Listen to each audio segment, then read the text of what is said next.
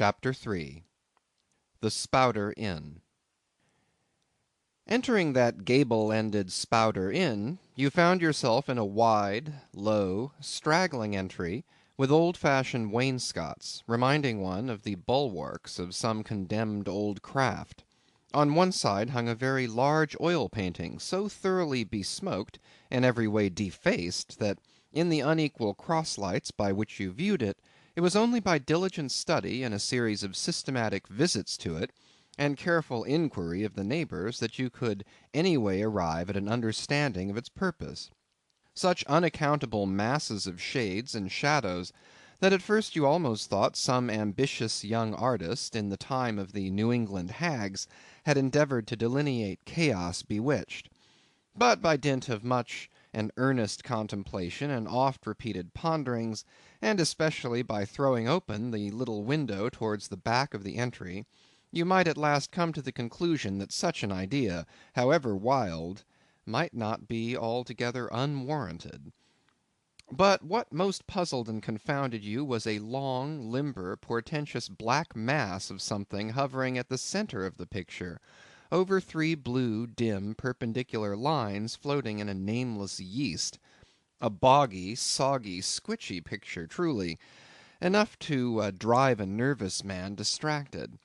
Yet was there a sort of indefinite, half-attained, unimaginable sublimity about it that fairly froze you to it, till you involuntarily took an oath with yourself to find out what that marvellous painting meant. Ever and anon a bright but, alas, deceptive idea would dart you through. It's the Black Sea in a midnight gale; it's the unnatural combat of the four primal elements; it's a blasted heath; it's a Hyperborean winter scene; it's the breaking up of the ice-bound stream of time. But at last all these fancies yielded to that one portentous something in the picture's midst. That once found out, and all the rest were plain. But stop! Does it not bear a faint resemblance to a gigantic fish, even the great Leviathan himself?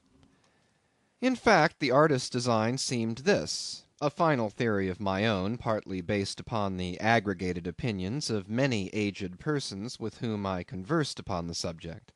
The picture represents a Cape Horner in a great hurricane, the half-foundered ship weltering there with its three dismantled masts alone visible, and an exasperated whale, purposing to spring clean over the craft, is in the enormous act of impaling himself upon the three mastheads.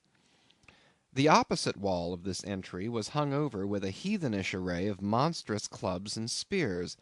Some were thickly set with glittering teeth resembling ivory saws; others were tufted with knots of human hair; and one was sickle-shaped, with a vast handle sweeping round like the segment made in the new-mown grass by a long-armed mower. You shuddered as you gazed, and wondered what monstrous cannibal and savage could ever have gone a death-harvesting with such a hacking, horrifying implement. Mixed with these were rusty old whaling lances and harpoons all broken and deformed; some were storied weapons. With this once long last, now wildly elbowed, 50 years ago did Nathan Swain kill 15 whales between a sunrise and a sunset; and that harpoon, so like a corkscrew now, was flung in the Javan seas and run away with by a whale years afterwards slain off the Cape of Blanco. The original iron entered nigh the tail, and, like a restless needle sojourning in the body of a man, travelled full 40 feet, and at last was found embedded in the hump. Crossing this dusky entry, and on through yon low arched way, cut through what in old times must have been a great central chimney with fireplaces all round, you enter the public room. A still duskier place is this, with such low ponderous beams above, and such old wrinkled planks beneath, that you would almost fancy you trod some old craft's cockpits, especially of such a howling night, when this corner-anchored old ark rocked so furiously. On one side stood a long, low, shelf-like table covered with cracked glass cases, filled with dusty rarities gathered from this wide world's remotest nooks. Projecting from the further angle of the room stands a dark-looking den, the bar, a rude attempt at a right whale's head. Be that how it may, there stands the vast arched bone of the whale's jaw, so wide a coach might almost drive beneath it. Within are shabby shelves, ranged round with old decanters, bottles, flasks; and in those jaws of swift destruction, like another cursed Jonah, by which name indeed they called him, bustles a little withered old man, who, for their money, dearly sells the sailors deliriums and death. Abominable are the tumblers into which he pours his poison. Though true cylinders without, within the villainous green goggling glasses deceitfully tapered downwards to a cheating bottom. Parallel meridians rudely pecked into the glass surround these footpads goblets. Fill to this mark, and your charge is but a penny; to this, a penny more; and so on to the full glass, the Cape Horn measure, which you may gulp down for a shilling. Upon entering the place, I found a number of young seamen gathered about a table, examining by a dim light the divers specimens of skrimshander. I sought the landlord, and telling him I desired to be accommodated with a room, received for answer that his house was full, not a bed unoccupied. "But avast," he added, tapping his forehead, "you hain't no objections to sharing a harpooneer's blanket, have ye? I suppose you're going a whaling, so you better get used to that sort of thing." I told him that I never liked to sleep two in a bed; that if I should ever do so, it would depend upon who the harpooneer might be; and that if he, the landlord, really had no other place for me, and the harpooneer was not decidedly objectionable, why, rather than wander further about a strange town on so bitter a night, I would put up with the half of any decent man's blanket. "I thought so. All right, take a seat. Supper? You want supper? Supper'll be ready directly." I sat down on an old wooden settle, carved all over like a bench on the battery. At one end a ruminating tar was still further adorning it with his jackknife, stooping over and diligently working away at the space between his legs. He was trying his hand at a ship under full sail, but he didn't make much headway, I thought. At last some 4 or 5 of us were summoned to our meal in an adjoining room. It was cold as Iceland; no fire at all; the landlord said he couldn't afford it. Nothing but 2 dismal tallow candles, each in a winding sheet. We were fain to button up our monkey jackets, and hold to our lips cups of scalding tea with our half frozen fingers; but the fare was of the most substantial kind; not only meat and potatoes, but dumplings, good heavens! Dumplings for supper.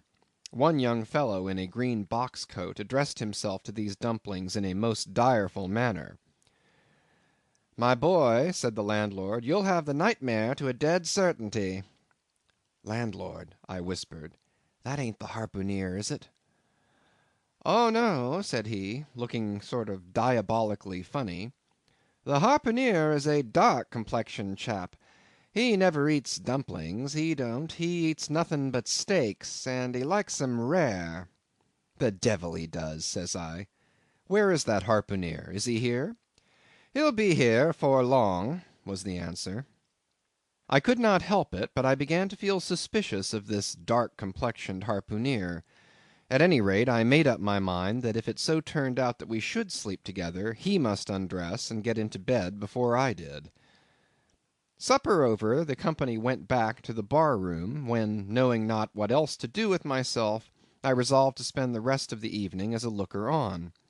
Presently a rioting noise was heard without. Starting up, the landlord cried, "That's the Grampus's crew. I seed her reported in the offing this morning. A 3 years' voyage, and a full ship. Hurrah, boys! Now we'll have the latest news from the Feejees." A tramping of sea boots was heard in the entry; the door was flung open, and in rolled a wild set of mariners enough. Enveloped in their shaggy watch coats, and with their heads muffled in woollen comforters, all bedarned and ragged, and their beards stiff with icicles, they seemed an eruption of bears from Labrador. They had just landed from their boat, and this was the first house they entered. No wonder, then, that they made a straight wake for the whale's mouth, the bar, when the wrinkled little old Jonah, there officiating, soon poured them out brimmers all round.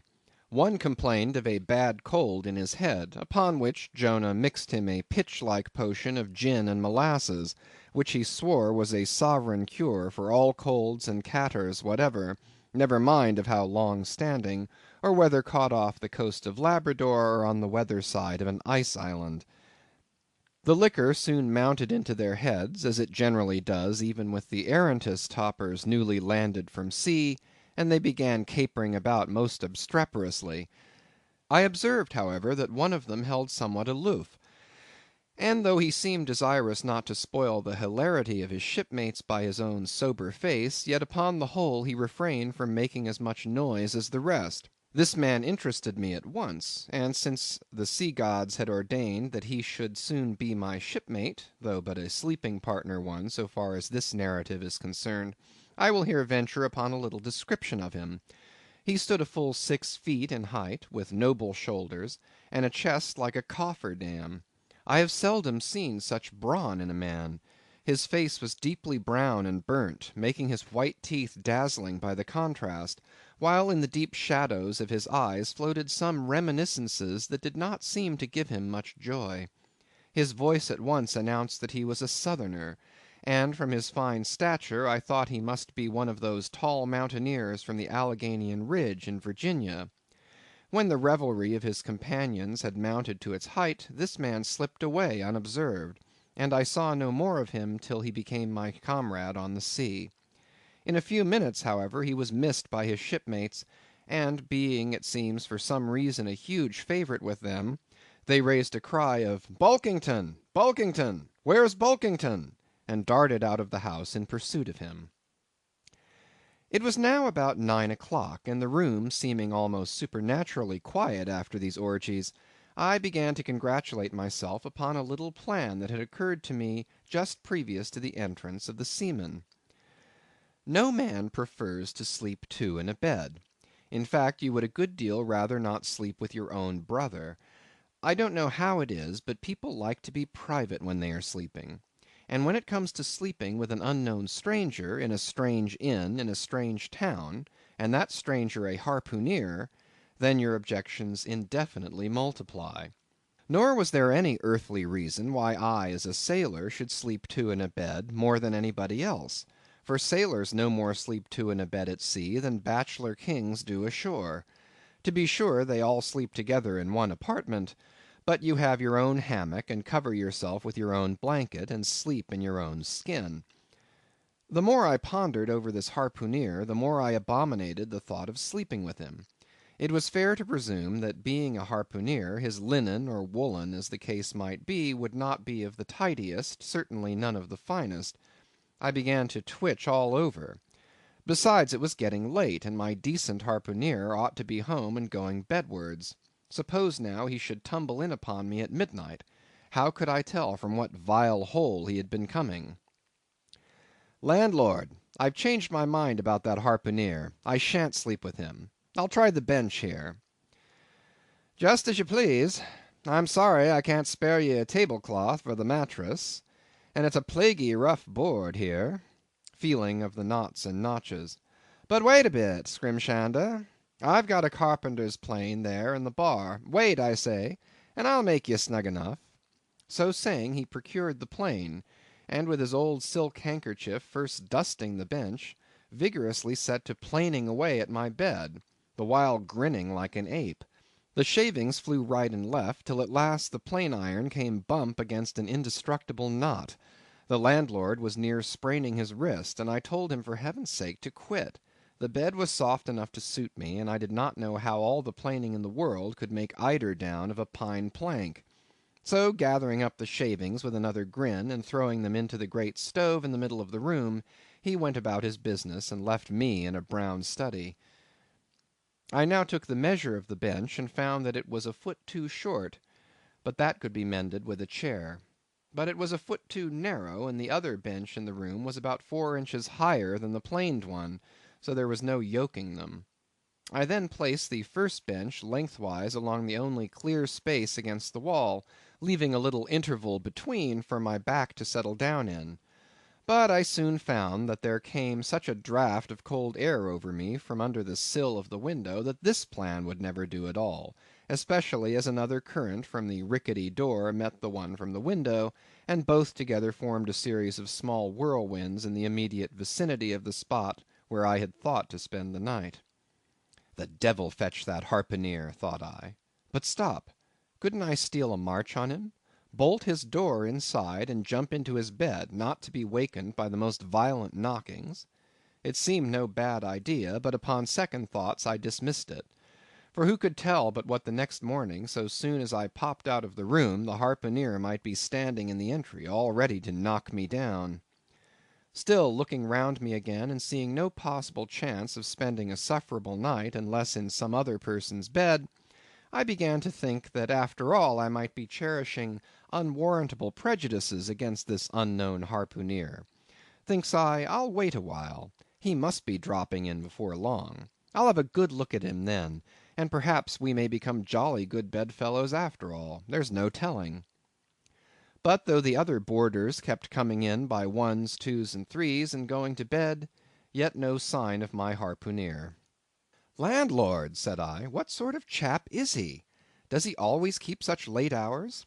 It was now hard upon 12 o'clock.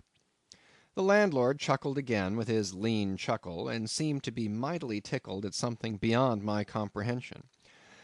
"No," he answered, "generally he's an early bird, early to bed and early to rise. Yes, he's the bird what catches the worm. But to night he went out a peddling, you see, and I don't see what on earth keeps him so late, unless, maybe, he can't sell his head." "Can't sell his head! What sort of a bamboozlingly story is this you're telling me?" getting into a towering rage. "Do you pretend to say, landlord, that this harpooner is actually engaged this blessed Saturday night, or rather Sunday morning, in peddling his head around town?" "That's precisely it," said the landlord, "and I told him he couldn't sell it here, the market's overstocked." "With what?" shouted I. "With heads, to be sure. Ain't there too many heads in the world?" "I tell you what it is, landlord," I said quite calmly, "you'd better stop spinning that yarn to me. I am not green." "Maybe not," taking a stick out and whittling a toothpick, "but I rather guess you'll be done brown if that ere harpooner hears you a slandering his head." "I'll break it for him," said I, now flying into a passion against this unaccountable farrago of the landlord's. "It's broke already," said he. "Broke," said I. "Broke, do you mean?" "Certain, and that's the very reason he can't sell it, I guess." "Landlord," said I, going up to him as cool as Mount Hecla in a snowstorm, "landlord, stop whittling. You and I must understand one another, and that too without delay. I come to your house and want a bed. You tell me you can only give me half of one, that the other half belongs to a certain harpooner, and about this harpooner, whom I have not yet seen, you persist in telling me the most mystifying and exasperating stories, tending to beget in me an uncomfortable feeling towards the man whom you design for my bedfellow. A sort of connection, landlord, which is an intimate and confidential one in the highest degree. I now demand of you to speak out and tell me who and what this harpooner is, and whether I shall be in all respects safe to spend the night with him. And in the first place, you will be so good as to unsay that story about selling his head, which, if true, I take to be good evidence that this harpooner is stark mad, and I've no idea of sleeping with a madman. And you, sir, you, I mean, landlord, you, sir, by trying to induce me to do so knowingly, would thereby render yourself liable to a criminal prosecution." "Well," said the landlord, fetching a long breath, "that's a pretty long sermon for a chap that rips a little now and then. But be easy, be easy. This here harpooner I've been telling you of has just arrived from the South Seas, where he bought up a lot of bomb New Zealand heads, great curios, you know, and he sold all of 'em but one, and that one he's trying to sell to-night, 'cause to-morrow's Sunday, and it would not do to be selling human heads about the streets when folks is going to churches. He wanted to last Sunday, but I stopped him just as he was going out the door with 4 heads strung on a string, for all the earth like a string of onions. This account cleared up the otherwise unaccountable mystery, and showed that the landlord after all had no idea of fooling me. But at the same time, what could I think of a harpooneer who stayed out of a Saturday night clean into the holy Sabbath, engaged in such a cannibal business as selling the heads of dead idolaters? Depend upon it, landlord, that harpooneer is a dangerous man. He pays regular, was the rejoinder. But come, it's getting dreadful late. You'd better be turning flukes. It's a nice bed. Sal and me slept in that ere bed the night we was spliced. There's plenty of room for two to kick about in that bed. It's an almighty big bed, that. Why, afore we give it up, Sal used to put our Sam and little Johnny in the foot of it. But I got a dreaming and sprawling about one night, and somehow Sam got pitched on the floor, and came near breaking his arm. After that, Sal said it wouldn't do. Come along here, I'll give you a glim in a jiffy. And so saying, he lighted a candle and held it towards me, offering to lead the way. But I stood irresolute, when looking at a clock in the corner, he exclaimed, I vomit Sunday. You won't see that harpooneer to-night. He's come to anchor somewhere. Come along, then. Do come, won't you come? I considered the matter a moment, and then upstairs we went, and I was ushered into a small room, cold as a clam, and furnished, sure enough, with a prodigious bed, almost big enough, indeed, for any 4 harpooneers to sleep abreast. There, said the landlord, placing the candle on a crazy old sea-chest that did double duty as a washstand and centre table. There, make yourself comfortable now, and good night to ye. I turned round from eyeing the bed, but he had disappeared. Folding back the counterpane, I stood over the bed. Though none of the most elegant, it yet stood the scrutiny tolerable well. I then glanced round the room, and besides the bedstead and centre table, could see no other furniture belonging to the place, but a rude shelf, the 4 walls, and a papered fireboard representing a man striking a whale. Of things not properly belonging to the room, there was a hammock lashed up and thrown upon the floor in one corner, also a large seaman's bag containing the harpooneer's wardrobe, no doubt in lieu of a land trunk. Likewise there was a parcel of outlandish bone fish-hooks on the shelf over the fireplace, and a tall harpoon standing at the head of the bed. But what is this on the chest? I took it up, and held it close to the light, and felt it, and smelt it, and tried every way possible to arrive at some satisfactory conclusion concerning it. I can compare it to nothing but a large door-mat, ornamented at the edges with little tinkling tags, something like the stained porcupine quills round an Indian moccasin. There was a hole or slit in the middle of this mat, as you see the same in South American ponchos. But could it be possible that any sober harpooneer could get into a door-mat and parade the streets of any Christian town in that sort of guise? I put it on to try it, and it weighed me down like a hamper, being uncommonly shaggy and thick, and I thought a little damp, as though this mysterious harpooneer had been wearing it of a rainy day. I went up to it in a bit of glass stuck against the wall, and I never saw such a sight in my life. I tore myself out of it in such a hurry that I gave myself a kink in the neck.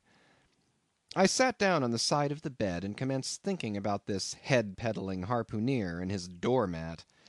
After thinking some time on the bedside, I got up and took off my monkey jacket, and then stood in the middle of the room thinking. Then I took off my coat and thought a little more in my shirt sleeves. But beginning to feel very cold now, half undressed as I was, and remembering what the landlord said about the harpooneer's not coming home at all that night, it being so very late, I made no more ado, but jumped out of my pantaloons and boots, and then blowing out the light, tumbled into bed, and commended myself to the care of Heaven. Whether that mattress was stuffed with corn cobs or broken crockery, there is no telling, but I rolled about a good deal, and could not sleep for a long time. At last I slid off into a light doze, and had pretty nearly made a good offing towards the land of Nod, when I heard a heavy footfall in the passage, and saw a glimmer of light come into the room from under the door. Lord save me, thinks I, that must be the harpooneer, the infernal head-peddler. But I lay perfectly still, and resolved not to say a word till spoken to. Holding a light in one hand, and that identical New Zealand head in the other, the stranger entered the room, and without looking towards the bed, placed his candle a good way off from me on the floor in one corner, and then began working away at the knotted cords of the large bag I before spoke of as being in the room. I was all eagerness to see his face, but he kept it averted for some time while employed in unlacing the bag's mouth. This accomplished, however, he turned round, when, good heavens, what a sight! Such a face! It was of a dark purplish yellow colour, here and there stuck over with large blackish looking squares. Yes, it's just as I thought, he's a terrible bedfellow. He's been in a fight, got dreadfully cut, and here he is just from the surgeon. But at that moment he chanced to turn his face so towards the light that I plainly saw they could not be sticking plasters at all, those black squares on his cheeks. They were stains of some sort or other. At first I knew not what to make of this, but soon an inkling of the truth occurred to me. I remembered a story of a white man, a whaleman too, who falling among the cannibals had been tattooed by them. I concluded that this harpooner in the course of his distant voyages must have met with a similar adventure. And what is it, thought I, after all? It's only his outside. A man can be honest in any sort of skin. But then what to make of his unearthly complexion? That part of it, I mean, lying round about and completely independent of the squares of tattooing. To be sure, it might be nothing but a good coat of tropical tanning, but I never heard of a hot sun tanning a white man into a purplish yellow one. However, I had never been in the South Seas, and perhaps the sun there produced these extraordinary effects upon the skin. Now, while all these ideas were passing through me like lightning, this harpooner never noticed me at all. But after some difficulty, having opened his bag, he commenced fumbling in it, and presently pulled out a sort of a tomahawk, and a sealskin wallet with the hair on. Putting these on the old chest in the middle of the room, he then took the New Zealand head, a ghastly thing enough, and crammed it down into the bag.